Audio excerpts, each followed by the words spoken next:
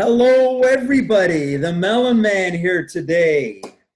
You know me, I like to talk to the people at the top.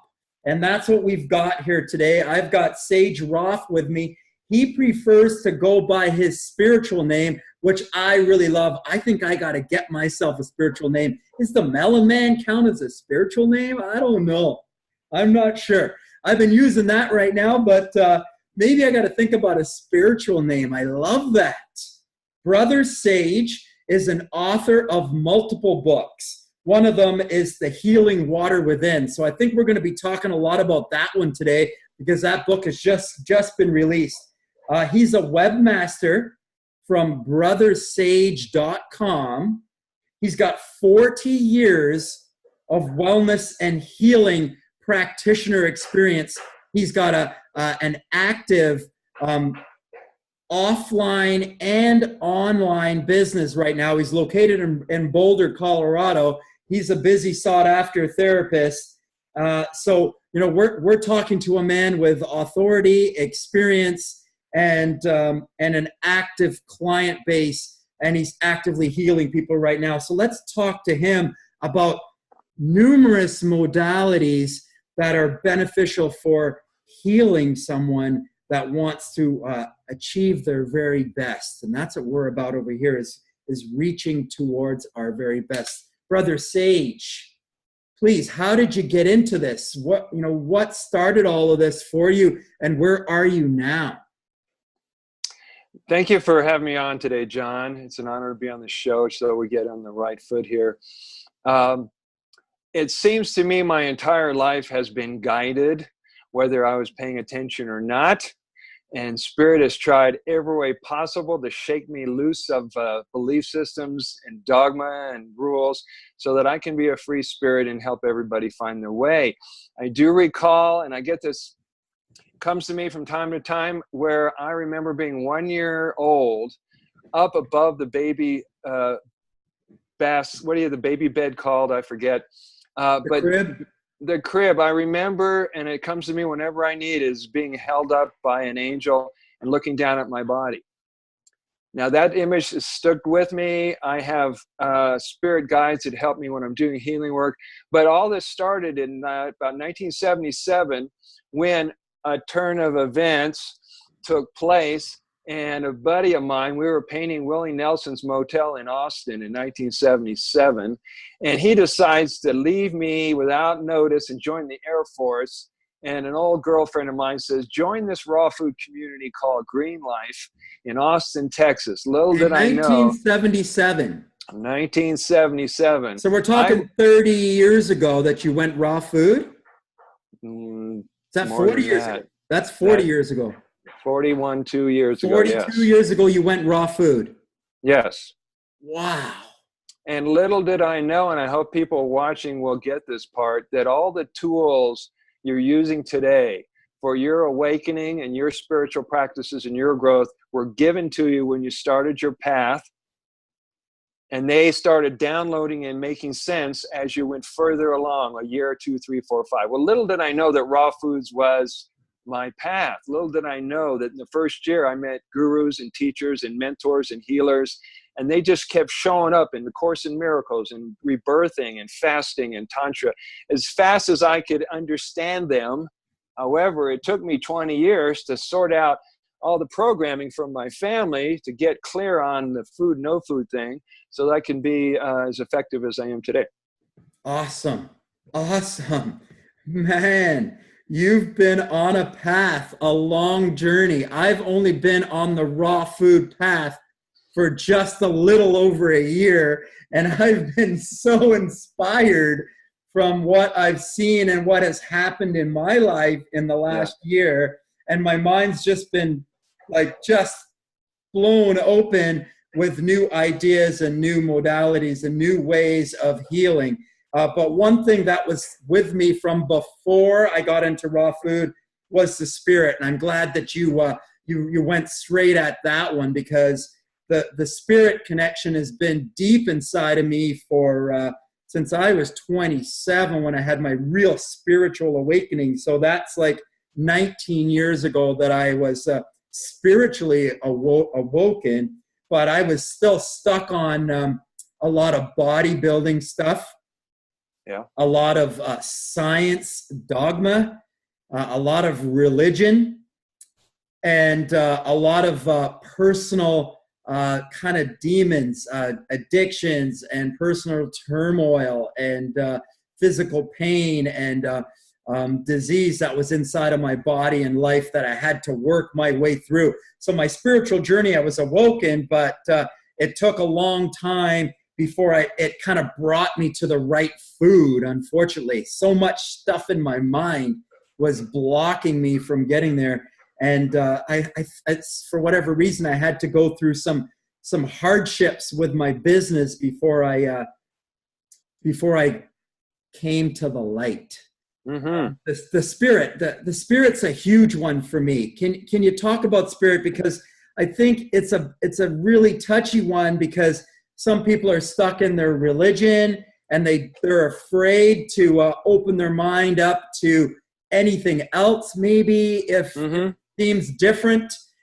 Some people are in their religion and they may think that looking at any other religion or any other spiritual idea is kind of against their religion, so they may have a bit of fear to open their minds up. So I want to touch on that. And then there's the people that are so anti-religion because they've had a bad experience maybe when they were kids, so they've turned off religion, or they've had some bad experiences with people that are really indoctrinated in religion, and so they've turned off the word spirit. So you've got people turned off from spirit and they've got no spirit, and then you've got people turned off from spirit who are just kind of stuck in religion. You kind of got two camps there.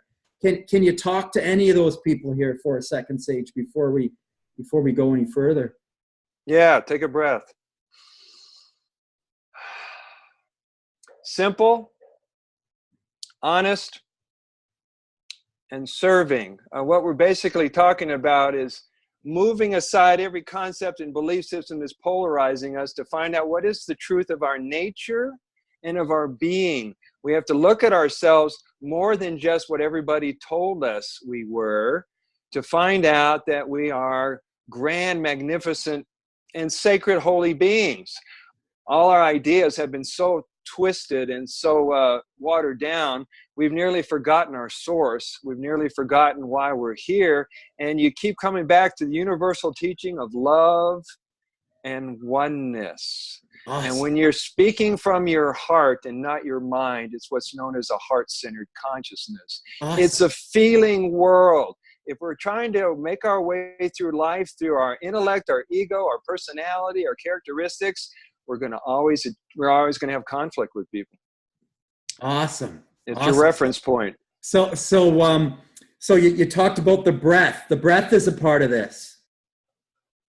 The breath is a big part of it.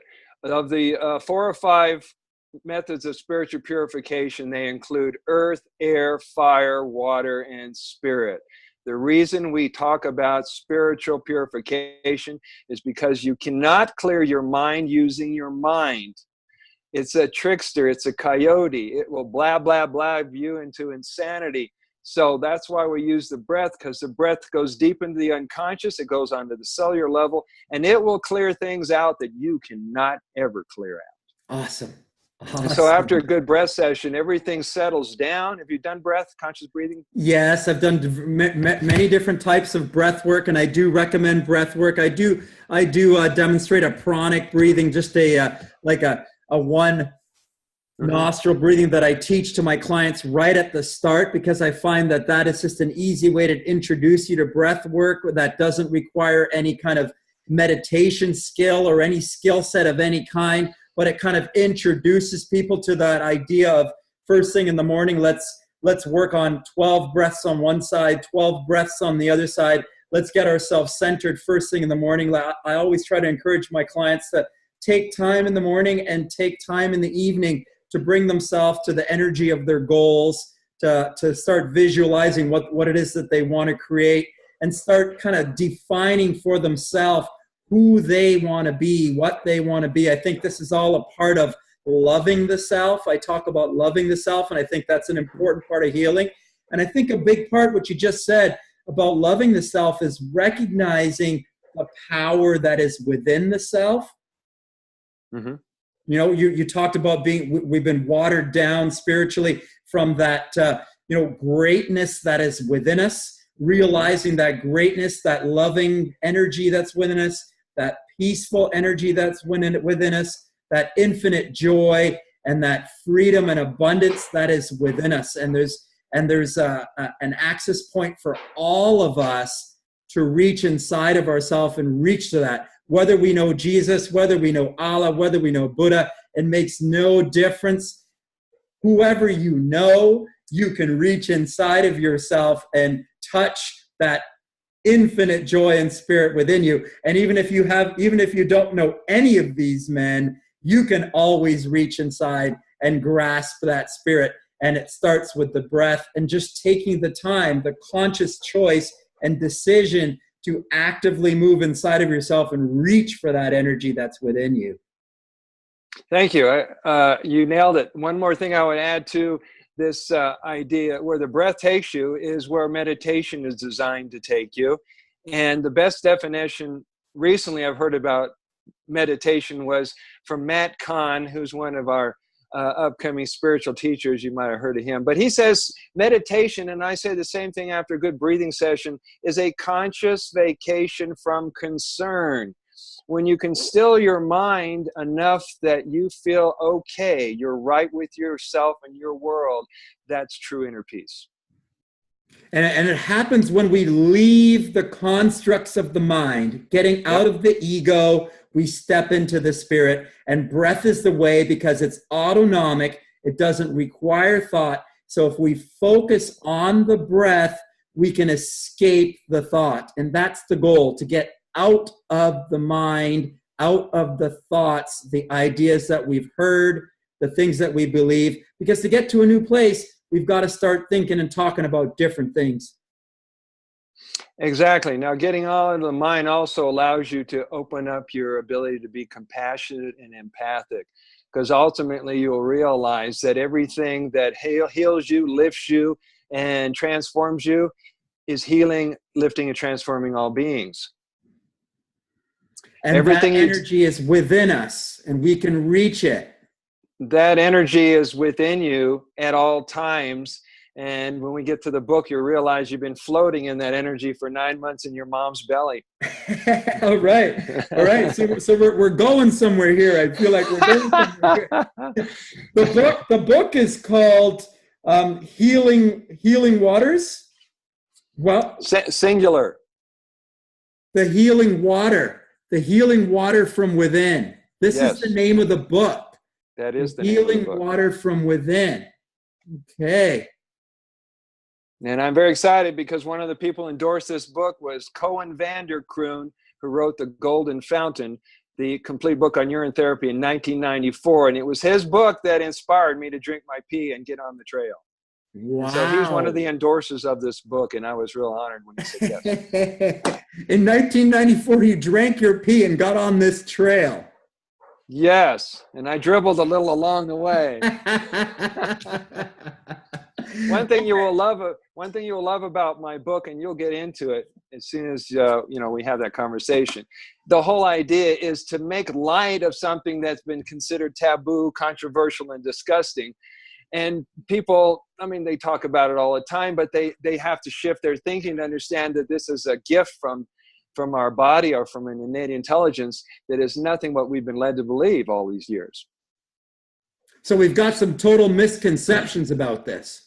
We have big misconceptions, and the reason I wrote the book, not only from a little bit of historic, a little bit of scientific, but mostly for us to understand how to have an intellectual and educational conversation about urine therapy to the uninformed people.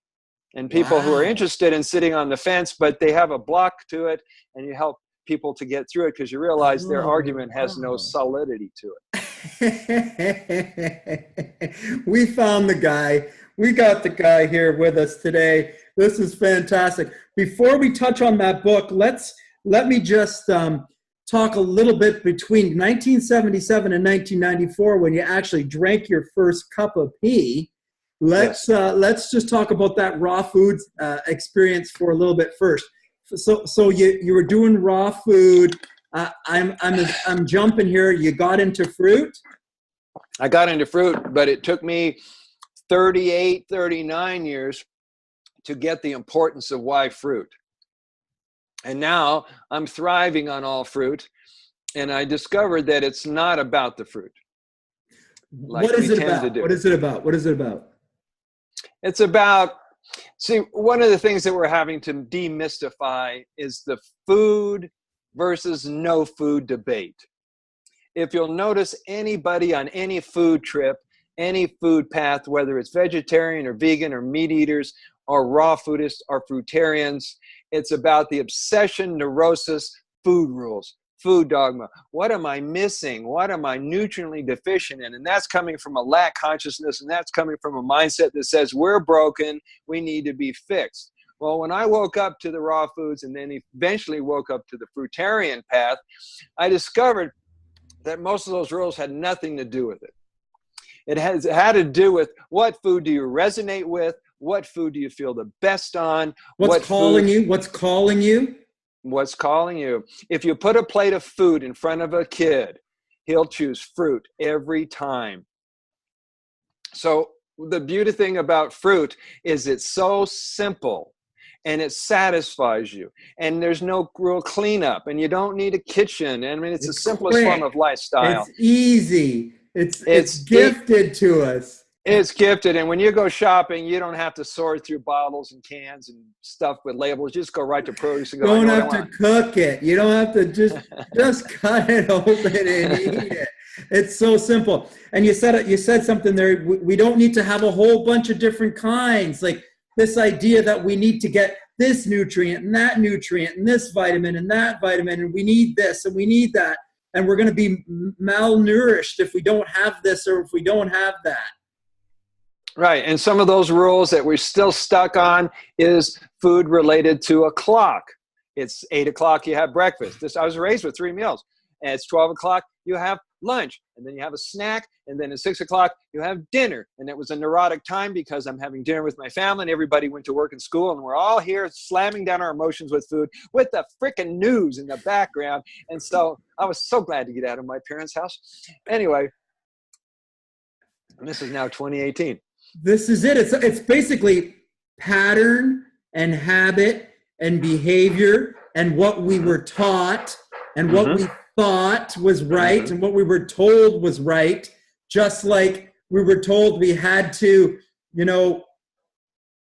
make the sign of a cross or we had to drink this and eat this and take the body of the Christ, or we had to get married and we had to have kids and we had to do this and we had to do that all at a certain time, all before a certain age, or we had to go to university, or we had, it's all stuff that we've just been told and we just kind of followed. And then we do it for a number of years and then we kind of go, okay, wait a second, I've done all of this stuff. Why am I not happy? Yes. And why am I still hurting in my body? Why am I in pain? Yes. Right. So one of the things that I've been teaching for years is to question everything anyone's ever told you was true. Sort it out, find your way, and you'll find out your intuition is right on. Your gut feelings are spot on. When you eat according to the program, the agreed upon reality of society, the collective consciousness, you are not following your intuition. You are bowing down your power.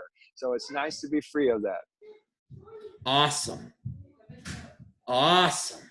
So that answers the fruit question. Nice. So you're saying you're fruit all the way, but another part of it is the fasting.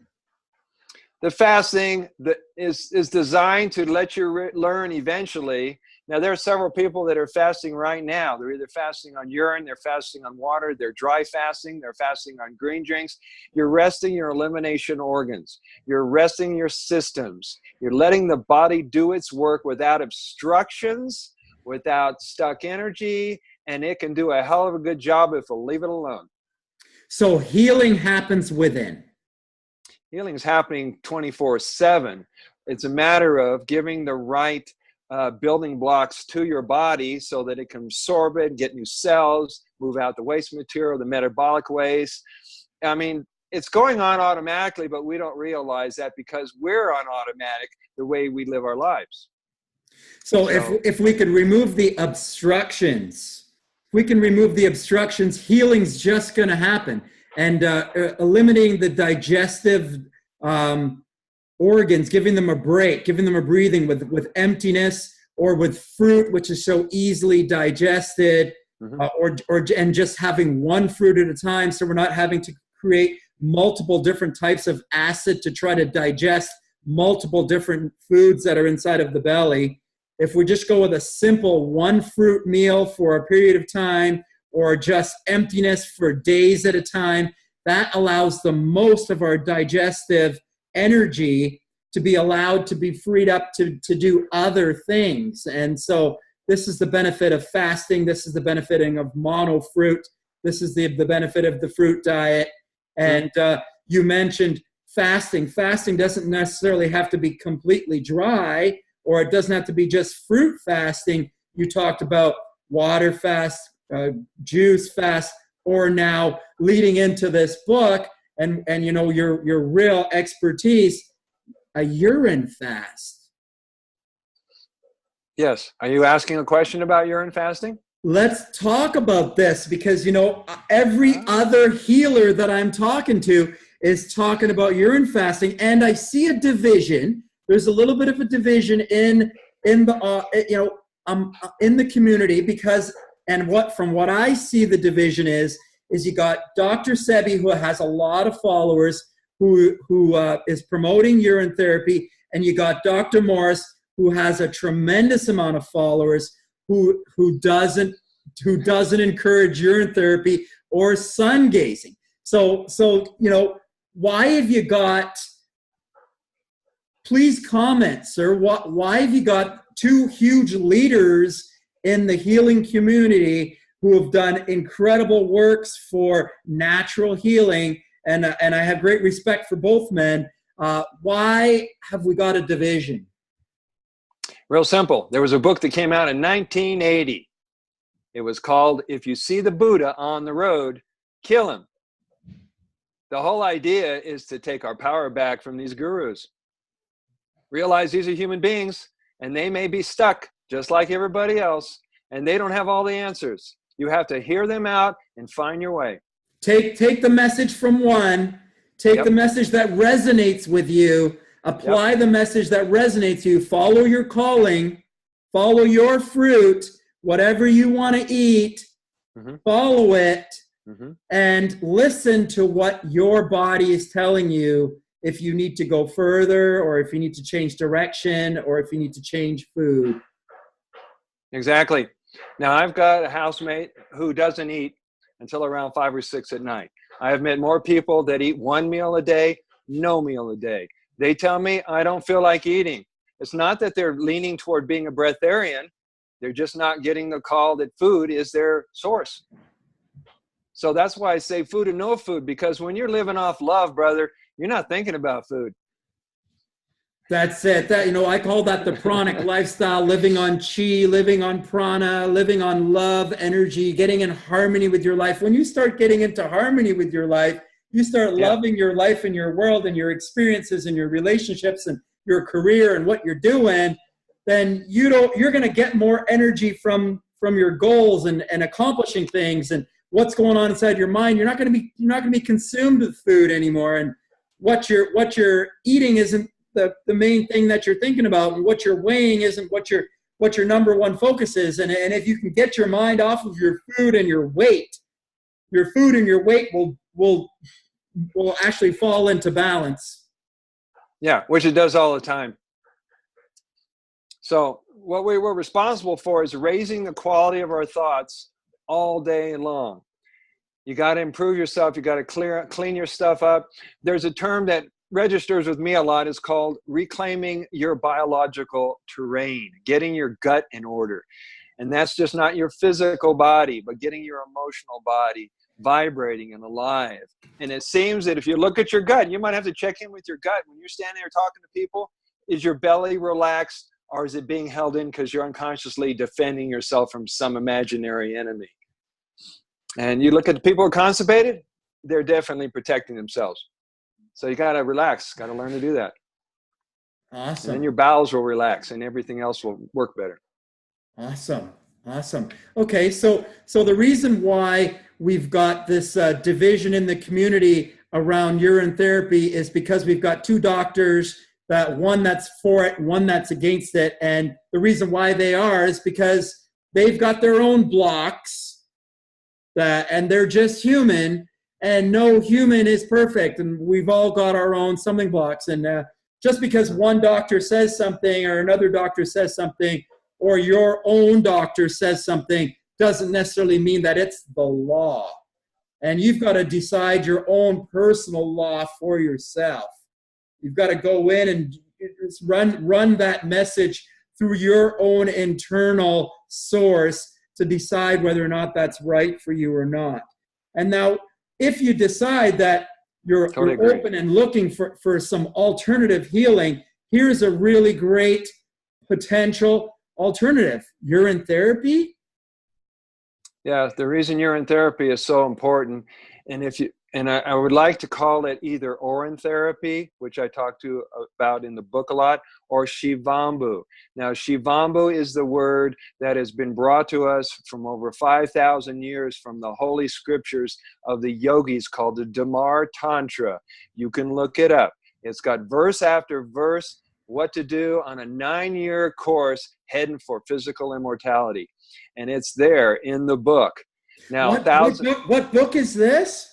It's called the Damar, Damar Tantra, Tantra. It's mentioned in the book. You can Google it, and you can get all the verses and stanzas free anywhere online. Awesome. Okay, so you're saying that this is in Sanskrit? It's in English. They've translated it for us. From Sanskrit? Yes. So in the first written language, the yogis that were starting to record healing methods 4,000 years ago? 5,000 years ago. All right. So 5,000 years ago, they were already recording the benefits of Orin therapy, or Shivambu. Shivambu. Shivambu. Shivambu. It's the last sentence of the subtitle. Shivambu. Shivambu. They were talking about Shivambu 5,000 years ago as one of the steps to arriving at your best self. Exactly. And overcoming all health challenges and all emotional challenges and all psychological challenges. Now, Shivambu literally means the water of Shiva, or the blood of the Lord. Wow. Now, here's an interesting thing. Now, what you're doing is you're drinking the water of the Creator. Whoa. Now, it may take a stretch, but let me tell you this. I picked up this fun little fact while sitting in a hot tub this morning, meditating on what we were talking about. In this book called the Bible, you may have heard of it. Yes, I've heard of that book. Yes. Well, there's all kinds of encrypted parables that reveal urine, the cistern, drinking of thine own cistern. There's all kinds of passages that some of them are in the book. But Jesus was known for saying, drink of thine blood and you shall have life eternal. He wasn't talking about a physical blood that a lot of the religious / Christian people, I'm not trying to bash religion here, they take it literally, thinking that when you go to church, you're drinking from the blood of Christ. Right. And there's a negative association with blood and vampires and death, ambulance, blah, blah, blah. But we're talking about Shivambu, which is the ultra-filtered blood plasma. So we're drinking blood, but not literally. It's been filtered out thousands of times through the filtration system of the kidney to produce this medicine for you. The Shivambu. How's that for a handful? Wow. Okay, we got to talk about that science, because I've heard this as well. That urine is blood plasma. Can you clarify and just comment on that scientifically for me? the 3 parts of blood: red blood cells, white blood cells, when you need to get rid of all these attacks in the body, the white blood cells show up, and plasma. Plasma, all this comes from the bone marrow. The plasma is yellow. If you've ever seen a show where people needed blood plasma to come back to life, it's a bag of yellow blood plasma. Right. Where do you think we get the golden hue? They call it Oramus gold. Comes from our blood plasma. There you go. So wherever they get this idea of blood, of urine being waste material, have not done the homework. What I love, and this is in the book, listen to this, guys. When someone comes up to you and says, urine is disgusting, it's a waste product, first thing out of your mouth should be, and where did you get that idea? And because where did people you hear that. And where did you come up with that one? They have the weakest argument going. They're just telling you what they were told. My mom told me I got to wash my hands after I go pee. Oh my God, I peed on myself. Oh, in the swimming pool. I'm in my bathtub. You should talk to these Shivambu devotees. They'll tell you, I pee in my tub all the time, and then I have it on my face. Oh my God, I'm so glad I do that. See, what you're seeing is here, we're having a major paradigm shift going on our planet right now, and the people who have understood, heal themselves, and embrace Shivambu, it's so normal to them that talking to someone who doesn't drink their pee sounds like they're in a cult. We're flipping it. Every minute of the day, we're flipping it. There are people that come up to me who heard about my book. This has been opening doors in ways I never could imagine. I've had friends come up to me when they heard that I was drinking my pee. They said, oh, I've been doing this, young man, since 1983. So glad you caught up. And then recently I went to a restaurant and I ran into some dear friends. They heard about my book. And one gal turns to me and says, oh, in 1970, I started using it cosmetically. I put it on my face and on my body. I'm going, 1970. Oh my God, these people are coming out of the water closet left and right. Let's just keep having conversations about it. Wow. We're making a way, we're opening a window so it's socially acceptable about talking about something you thought was taboo. Awesome. As a matter of fact, listen to how obvious it is. It's in our conversation day in and day out, but people are not paying attention. It's almost like if an angel showed up in front of you or a goddess stood in front of you and you didn't see it, that's your fault, right? Every day you hear people say, now there was a time, thanks for letting me have the air here. There was a time when we had to tell mommy and daddy that we have to go pee. We would say it politely. I've got to use the boys' room, the girls' room. I got to go take care of my business. Everywhere I go, in the rec center, at church, in stores, in health food places, people say, I got to go pee. I got to go pee. They're using it in everyday conversation. Well, I'm ready. I'm about ready to turn it and I go, great. Why don't you drink it when you're finished? We're having fun with this subject. Why be so serious about things? So you can see, John, it's making its way into everyday conversation. Awesome, sir. Bravo. Bravo. Okay, so you know what? You gotta talk to me about a couple things that I've been hearing people talk about. I feel like you're an authority here, so we can come to you about it. Yeah, John. The baby in the mother's womb is in urine? Yes. Drinking urine, nourishing itself on urine? Yes. We are living in a water world. Thank you, Anthony A.K. We're living in a water world. He endorsed the book too. We're living in a water world for 9 months. And what's happening in our floating amniotic bubble is the water gets in our body, right? We're floating in it. Our eyes are closed, our mouth is open. We're like a fish. And every time you pee, it goes back into the rest of the water and you drink it again. And then you urinate it out. 90-something% of what's inside the amniotic sac is our own urine. So if you realize that is the most sterile, growing environment you can imagine on the planet. And then you're born. And what happens when you remember what urine really is and you start drinking it again? You don't want to stop because it hits you at a much deeper level. The people who are really devotees, they wouldn't think of going a day without either drinking it, doing a foot soak, doing a urine enema, doing a hair cleaning, eye wash. The latest thing the last 3 years was nasal, drinking it up the nose. I mean, there's all kinds of ways that you can improve your health, but you have to take it serious. Awesome. And the people take it serious. Awesome. It's not a religion, it's a way of life, and they have liberated their mind and they're happier than ever. Okay. So the baby is immersed in urine. It's drinking its own urine.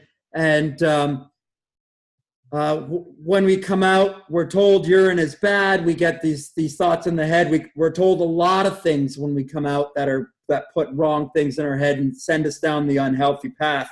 So, Yes. so it's to bring ourselves back to what is actually the truth and find health and healing. Let's talk about the skin. The bathing in urine, putting it on the skin, because I think this is really, really big for. I have customers that gain 100 pounds, 200 pounds. Mm-hmm. They want to lose it, and then there's going to be a lot of extra skin. What's the best thing to put on your skin? The best thing to put on your skin is your Oran. And the reason being, and for all you people who still use lotions and shampoos and skin cream, you are eating those chemicals. So if you want to put something on your body, you got to know it's the same as drinking it. I always tell my clients, now I've been a reflexologist all these years, so I know the importance of where you put the essential oils. If you're familiar with essential oils, you put them on the soles of your feet because it's the widest surface of the skin all over the body. So when you're standing in an Oran foot bath, this Oran and this medicine is being delivered immediately into your bloodstream. So when you put it on your bath, a foot bath's a good one. A foot bath is awesome for people who haven't made the leap to drinking it. Yeah, just put your feet in it. Put your feet in it and see how you feel after 20, 30 minutes of it. And if you feel better, take the next step and challenge yourself. Or maybe put it on your face or put it on your arms or something and check how that feels for you skin-wise. Mm-hmm. And then maybe there's a third step after that. Right. Can you see the color of my hair? Yeah. Yeah. If I stick with doing Oran in my hair, it gets darker. It returns to its normal color. Now, can you guess how old I am? I've been doing this for 40 years. Boy, that's a giveaway. So you've got to be 60. I had a client yesterday that said I looked like I was 45. I said, I love you. I just turned 64. 64. Wow. Okay. See, that's amazing, sir. You're doing great. Well, I'm doing great, and I practice youthing. Your skin looks really good. Your skin looks really good. Nice. 64. Awesome. Fantastic. Thank you. There. Awesome. Long way to go. Okay, so you know what? I'm not an Oran specialist. So is there something else that you think that needs to be added here to really put this message out there properly? Is there anything else that you feel you need to add before I move on with some other questions I got for you? Yeah. Let's tell the truth about healing. And the truth is that the body heals itself when given the right nutrients, and those nutrients are absorbed. Now, if you've got microfiltered nutrients in a semi-pre-digested form because it's so tiny, and those go within your bloodstream right away, the body knows what to do with it, and it can reverse any health challenge. You got to remember that the body's doing the healing, not your ego, not your mind, not a therapist. So the best chance you have is to work with something that's designed perfectly for you, exactly the moment you need it. Knock, knock, bladder, it's time to take your medicine. And you notice how good it feels. Rather than the pill, rather than the medication you got from your doctor, let's put all those medications away. Let's get rid of all of that. Let's use this natural source medicine. Yeah. And it totally changes your life when you don't have to think about going into the nutritional section of a health food store to find your answer when it's been given to you since you got here. Everything that you need hormonally, everything you need vitaminally, everything you need minerally is all going to be provided to you inside of that golden plasma. Yeah, you don't have to worry about, do you have enough protein, do you have enough B vitamins, do you have this and that. No, I have it all, thank you, let's go play.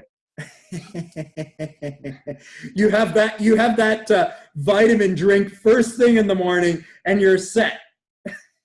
Oh, I want to address that. People say, should I drink it first thing in the morning? And do I have to cut out the beginning of the stream at the end of the stream? You've heard that before, right? What about my coffee, though? What about your coffee? Take that later in the day. Skip ahead. If you're awake, how more awake do you need to be? Hello, people. So as you can tell, we're having fun with the subject. Now, people say all the time, should I have drink my own, or can I drink someone else's? You might have heard that before. Whoa. I know that in India, that's one thing that I came across, first of all, was that they drink the cow's urine, right? That's one of the animals, yes.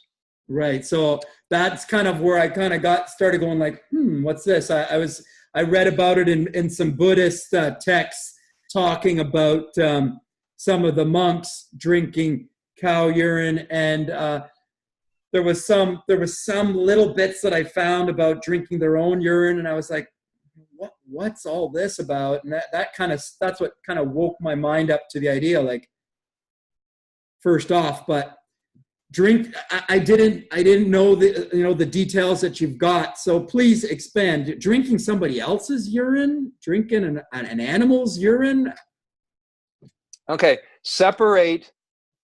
you have to separate from your mind where it's from for 1 minute here. You got to take away, move it out of the picture here, whether it's from your body, an animal's body, another person's body. Okay. Doesn't matter. You're saying it doesn't matter? I'm saying, first of all, let's get to what is the gift?